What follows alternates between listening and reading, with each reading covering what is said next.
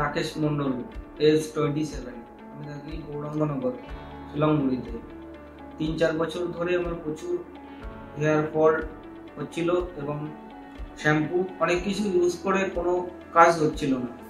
তারপরে আমি অ্যাস্থেটিকা রুট এটার খোঁজ পাই এবং এখানে আসি, এসে হেয়ার ট্রান্সপ্লান্ট করি, ট্রিটমেন্ট করি, করে আজ আমি সাকসেস হয়েছি। খুব ভালো, আমার খুব ভালো লেগেছে।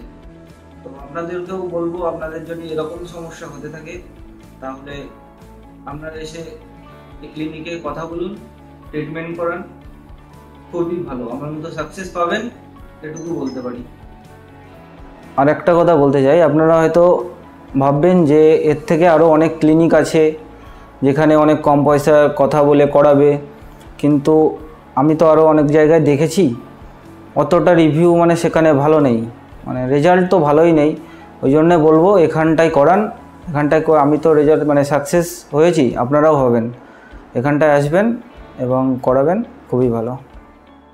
ট্রান্সপ্লান্টের পরে আপনারা হয়তো অনেকে ভাববেন যে কোনো সমস্যা হতে পারে, ব্যথা হতে পারে। একদম নিশ্চিন্ত, কোনো রকম কোনো সমস্যা হবে না।